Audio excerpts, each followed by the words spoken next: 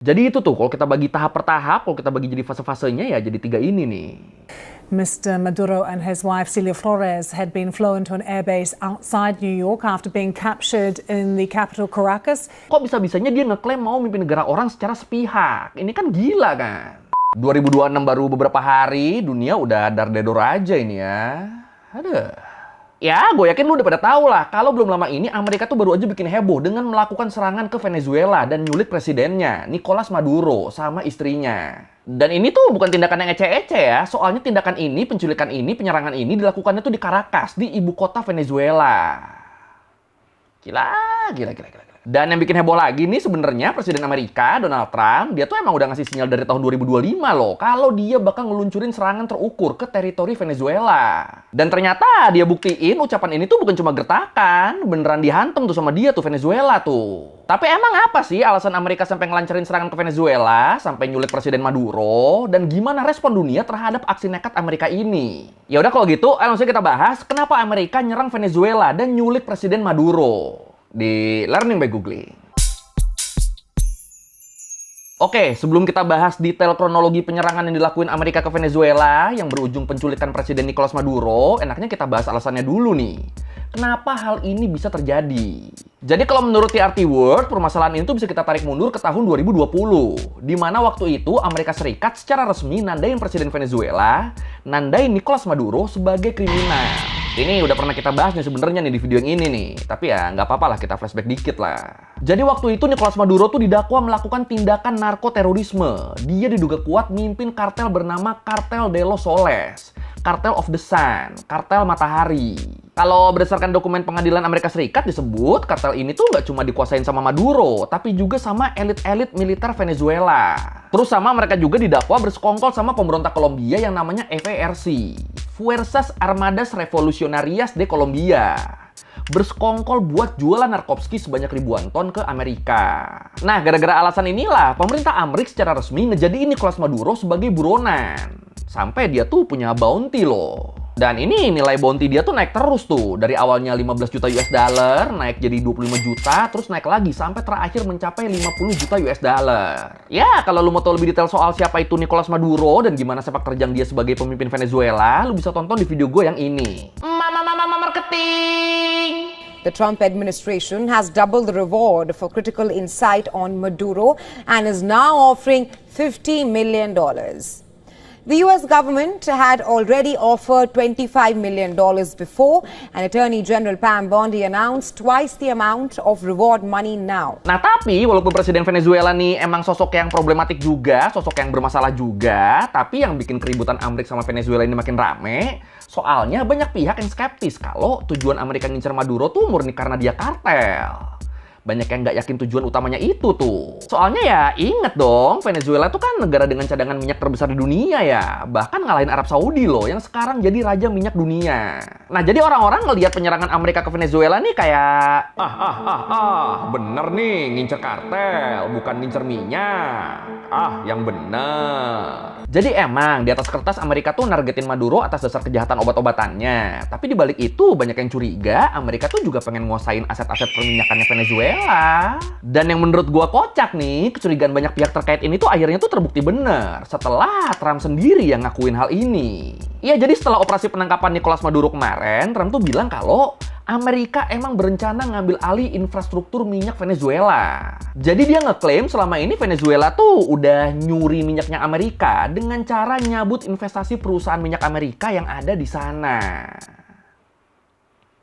Lah, ini kan agak-agak ya, bisa-bisanya pada banget bilang Venezuela nyuri minyak Amerika, padahal kan jelas-jelas itu sumber dayanya Venezuela kan. Sama terus Trump juga nekenin kalau tindakan ini tuh diambil buat mastiin ekonomi Venezuela bisa jalan lagi dan masyarakatnya bisa jadi sejahtera. Ada yang percaya? You remember they took all of our energy rights, they took all of our oil from not that long ago, and we want it back, but they took it. They illegally took it. Getting land, oil rights, whatever we had. They took it away because we had a president that maybe wasn't watching. but they're not going to do that. We want it back. Nah, kita udah tahu apa motifnya, sekarang kita bahas operasinya. Kita bahas gimana kronologi penyerangan dan penangkapan Maduro kemarin. Dan jujur, ini gila banget sih menurut gua. Jadi kalau menurut CNN, operasi yang dikasih nama Operation Absolute Resolve ini tuh bukan operasi militer dadakan. Soalnya sejak pertengahan 2025 kemarin, Amerika tuh emang udah nyiapin berbagai hal buat ngelakuin operasi ini. Termasuk CIA yang nyusupin mata-mata mereka ke jantung pemerintahan Venezuela buat ngelacak posisi Maduro secara real time. Dan setelah ngelakuin persiapan dan pengintaian selama berbulan-bulan, Amerika akhirnya ngeluncurin operasi militer ke Venezuela di tanggal 3 Januari 2026 kemarin. Tujuannya melemahkan kekuatan militer Venezuela dan pastinya nangkep Nicolas Maduro. Disebut operasi ini tuh dimulai sekitar jam 2 dini hari waktu setempat. Jadi waktu itu di ibu kota Venezuela, di Caracas, listrik tuh tiba-tiba aja padam. Satu kota tuh bener-bener gelap tuh. Sama sinyal internet juga jadi terganggu akibat serangan cyber dari Amerika. Terus nggak lama dari situ, langit Caracas tuh langsung dipenuhin sama drone dan pesawat tempurnya Amerika. Target mereka adalah melemahkan sistem pertahanan udara dan fasilitas militer milik Venezuela. Buat nantinya ngasih akses ke pasukan Delta Force dan tim penyelamatan sandera FBI yang bakal nangkep Maduro. Ini kebayang kan lu strateginya kan? Jadi tim yang dari udara tuh ditugaskan buat melemahkan militer Venezuela dulu, biar tim yang ditugaskan buat nangkep Maduro tuh bisa lancar kerjanya, bisa langsung ketangkep Maduronya.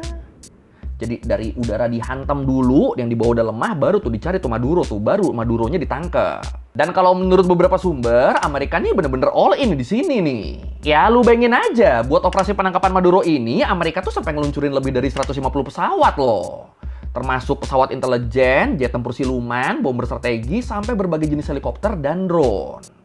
Dikeluarin semua tuh. Sama Amerika juga tuh ngeluncurin serangan ini tuh dari beberapa titik ya, dari beberapa pangkalan. Termasuk dari kapal serbu amfibi USS Iwo Jima yang disiapin buat ngangkut Maduro. Jadi udah kan armada yang diturunin banyak, titik keberangkatannya juga banyak lagi. Jadi ya bener-bener dikepung itu Venezuela. An extraction so precise it involved more than 150 aircraft launching across the Western Hemisphere in close coordination, all coming together in time and place to layer effects for a single purpose, to get an interdiction force into downtown Caracas while maintaining the element of tactical surprise. Dan ya udah, dikepung begini kan, akhirnya satu persatu fasilitas militer dan pertahanan Venezuela berhasil dilumpuhin deh dalam kurun waktu singkat. Termasuk Fortuna yang jadi markas utama militer Venezuela. Ini Fortuna nih kayak semacam Pentagonnya Venezuela lah. Jadi ya emang bener-bener utamanya nih dia nih. Oh iya, ini kalau kita ngomongin Fortuna, sebenarnya markas militer ini tuh dirancang buat aman dari berbagai ancaman loh. Soalnya lokasinya tuh dikelilingin bukit gitu. Jadi secara posisi tuh sebenarnya tuh banyak banget tuh pos-pos pertahanan yang ngamanin komplek militer ini dari atas. Cuma ya inget dong tadi, sebelum operasi ini dimulai kan listrik kan dipadamin dulu kan tadi kan. Sama sistem pertahanan Venezuela juga tuh berhasil dihack kan. Nah, gara-gara ini akhirnya koordinasi pasukan yang ngejaga Fortuna tuh jadi hancur deh, jadi berantakan. Dan markas militer ini jadi berhasil diterobos. Dan ya udah, sistem pertahanan Venezuela udah shutdown, markas-markas militernya udah pada dihancurin. Akhirnya dari situ langsung deh tuh, tim Delta Force yang dibantu sama tim khusus FBI, mereka langsung nerobos wilayah udara Caracas dan nyerbu kediaman Maduro yang ada di kompleks Fortuna, make helikopter. Pasukan elit ini tuh bahkan mereka tuh sampai ngebawa bahan peledak, gergaji, sampai mesin las. Soalnya mereka dapat info kalau Maduro udah nyiapin safe house, udah nyiapin semacam bunker gitu buat dia mengamankan diri, buat dia kabur. Jadi jaga-jaga Maduro udah keburu-kabur ke bunkernya, makanya disiapin deh tuh alat-alat tadi tuh buat ngejebol. Ini kebayang hiruk pikuk hingar-bingar prosesnya nih ya. Deg-degan jir. Jadi ya kalau menurut gua sih, kalau sepengamatan gua, serangan Amerika ke Venezuela ini nih dibagi jadi 3 fase nih. Fase pertama yang ngebikin listrik sama internet mati, biar koordinasi antar militer Venezuela berantakan. Terus fase kedua tuh yang nyerang pangkalan-pangkalan militer Venezuela pakai serangan udara. Nah, yang ketiga setelah semuanya berantakan baru tuh turun buat nyulik Maduro, buat nangkep Maduro. Jadi itu tuh, kalau kita bagi tahap per tahap, kalau kita bagi jadi fase-fasenya ya jadi 3 ini nih. Nah, kalau menurut Al Jazeera, sebenarnya pas serangan mulai dilakuin, Maduro yang lagi bareng sama istrinya, mereka tuh lagi tidur. Nah, ngedenger serangan, doi panik, langsung tuh kabur ke safe house tuh. Tapi ya, namanya mungkin orang baru bangun tidur langsung panik kan, pas mau ngunci safe house-nya, nggak berhasil, susah dia nguncinya. Dan udah deh tuh, akhirnya safe house-nya berakhir diserbu dan Nicolas Maduro pun ditangkap. Nah, selama operasi penangkapan Maduro ini, wilayah Fortuna tuh terus-terusan digempur, pakai heli tempur dengan persenjataan canggih. Bener-bener nggak dikasih ampun lah pokoknya. Ya jadi dihajar terus tuh, diantem terus tuh, sampai Nicolas Maduro bener-bener dipastiin udah ditangkap. Dan akhirnya setelah Maduro sama istrinya berhasil diringkus sama tim Delta Force tadi, mereka langsung diangkut pakai heli dan dibawa ke USS Iwo Jima yang udah standby di Laut Karibia. Terus dari USS Iwo Jima, Maduro sama istrinya diterbangin lagi pakai heli ke New York buat diadili di sana. Dan jujur ini operasi militer yang jatuhnya cepet banget sih nih, berlangsungnya tuh nggak nyampe 2,5 jam loh. Operasi dimulai jam 2 dini hari, jam 4 lewat udah kelar tuh. Ya ini buat level nangkap kepala negara hitungannya kan cepet banget kan. Ini kebayang gak sih lu jadi warga negara sana, terutama yang jauh dari Caracas, lu tidur malam kan, besok paginya pas lu bangun dapet kabar presiden lu udah diculik sama Amerika.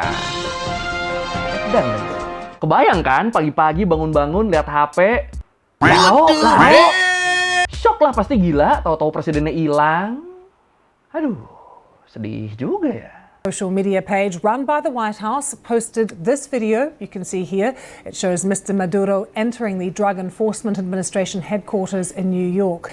Mr. Maduro and his wife Celia Flores had been flown to an airbase outside New York after being captured in the capital Caracas. He was then transferred to Manhattan where he was indicted on drug trafficking and weapons charges.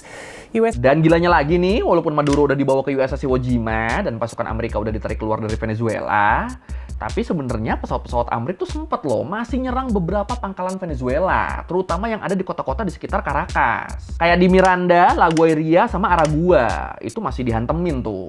Nah, setelah sampai di New York, Maduro tuh kan langsung dibawa ke tahanan kan, langsung dibawa ke penjara kan. Cuma terus yang menarik nih dari footage yang beredar tuh kelihatan kalau petugas keamanan yang ada di belakang Maduro yang bawa dia ke tahanan tuh pakai atribut DEA, pakai atribut BNN-nya Amerika. Atau dengan kata lain, bener-bener Maduro tuh diperlakukan sebagai penjahat narkotika, bukan sebagai tahanan militer atau tahanan politik. Enggak. Atau berarti bisa diartikan posisi Maduro tuh jadi kayak direndahin gitu tuh. Kesannya tuh doi itu nggak dianggap sebagai presiden, dianggapnya ya sebagai ketua kartel aja udah. Sadis juga ya. Dan kayak biasa, abis operasi berjalan, Trump langsung dong bikin konferensi pers yang nyebut kalau ini adalah kesuksesan besar buat Amerika. Cuma terus yang kocak nih, selain dia bilang secara gamblang bakal ngambil alih fasilitas minyak Venezuela, Trump juga tuh ngeluarin statement yang bilang kalau dia bakal menjalankan pemerintahan Venezuela sampai transisi kekuasaan selesai. Ya dong, kocak dong. Kan yang namanya negara kan harusnya kan ada struktur kabinetnya kan. Kalau misalnya nggak ada presidennya kan masih ada wapresnya, masih ada menteri-menterinya. Lah, Trump kok bisa-bisanya mengabaikan itu? Kok bisa-bisanya dia ngeklaim mau mimpin negara orang secara sepihak? Ini kan gila kan?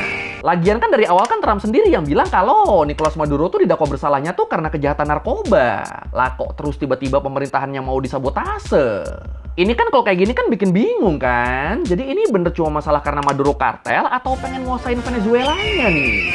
Oh iya, terus ada satu lagi nih, statement Donald Trump yang bikin banyak negara, khususnya di kawasan Amerika Latin, jadi pada marah.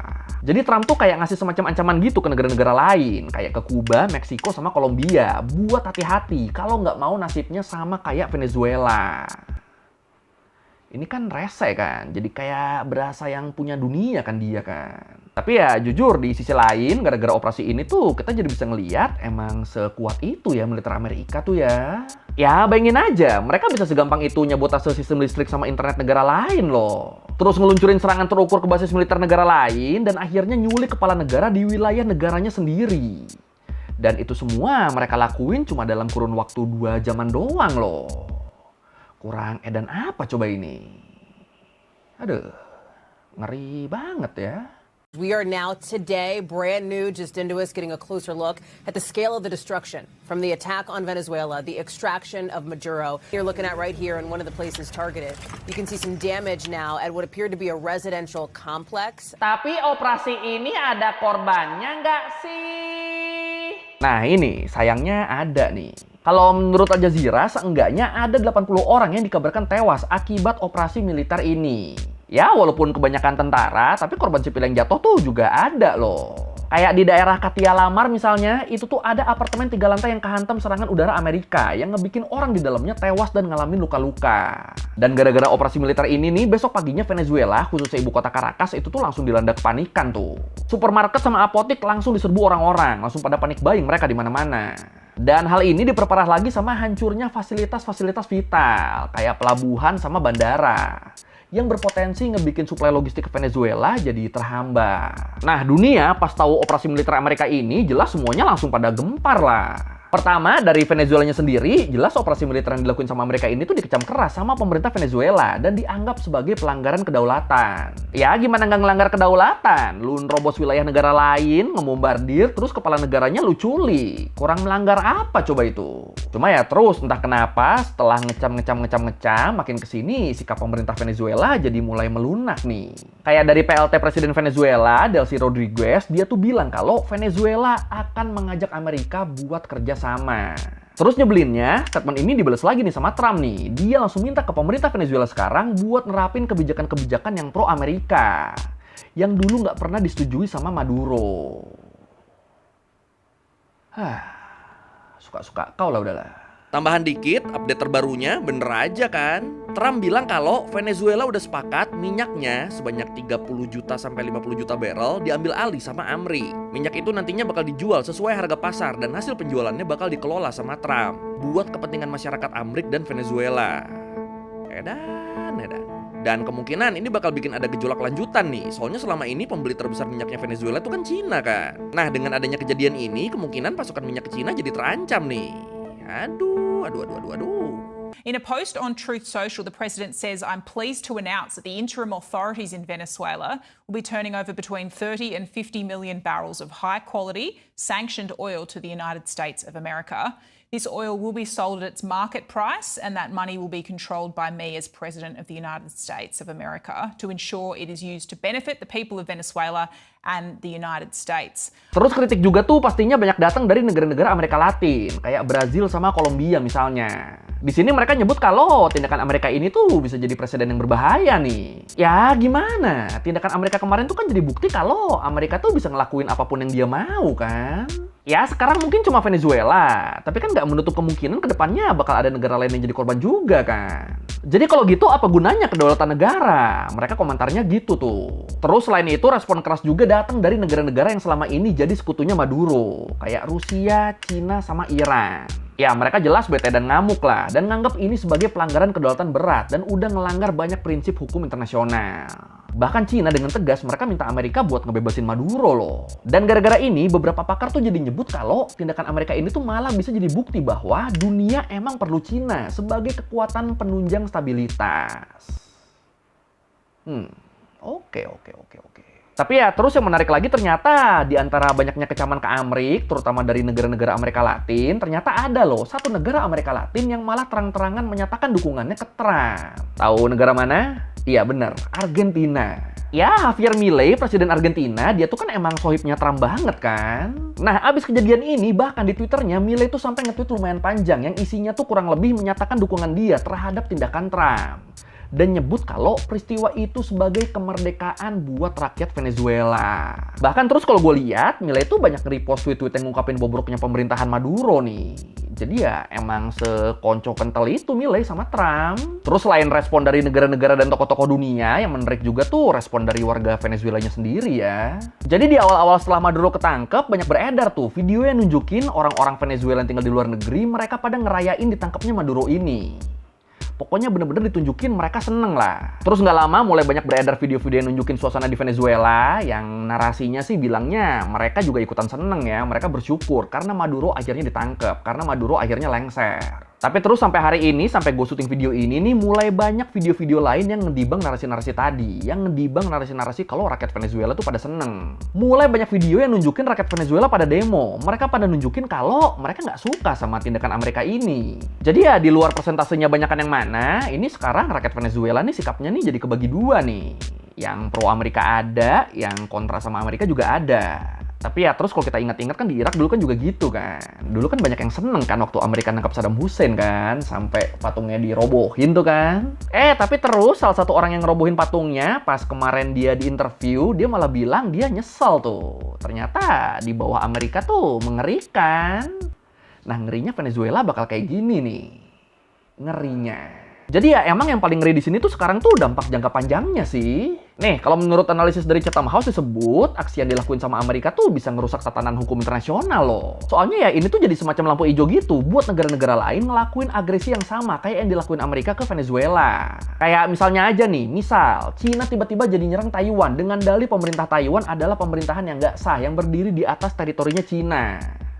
Terus pas mereka diprotes, mereka bilangnya, lah itu Amerika aja bisa, masa gua enggak? Ayo, bisa aja kan kayak gitu kan. Jadi ya walaupun emang Maduro ini bukan orang bener juga, walaupun sama banyak pihak dianggapnya tuh layak dilengserkan, tapi ya nggak gini juga caranya. Bukan berarti sama Amerika dan lewat operasi militer juga. Karena ya balik lagi, ini kan masuknya kan udah invasi kan, udah ngelanggar kedaulatan negara lain nih. Nggak boleh, harusnya kayak gini.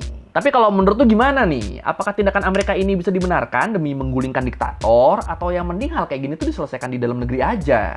Yang mana nih? Silakan komen. Russia and China, two of Maduro's most powerful allies, both condemned the U.S. actions and called for Maduro's immediate release. Critics say the U.S. actions were a clear violation of the UN Charter, but that didn't stop Washington from doing it anyway. Oke, sekian Lari Mengguling kali ini tentang invasi Amerika ke Venezuela. Ditangkapnya Nicolas Maduro oleh Amerika.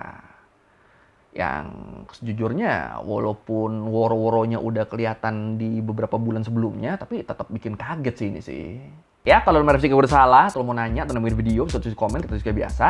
Sekali lagi, thank you dan jangan lupa like, comment, subscribe. Bye.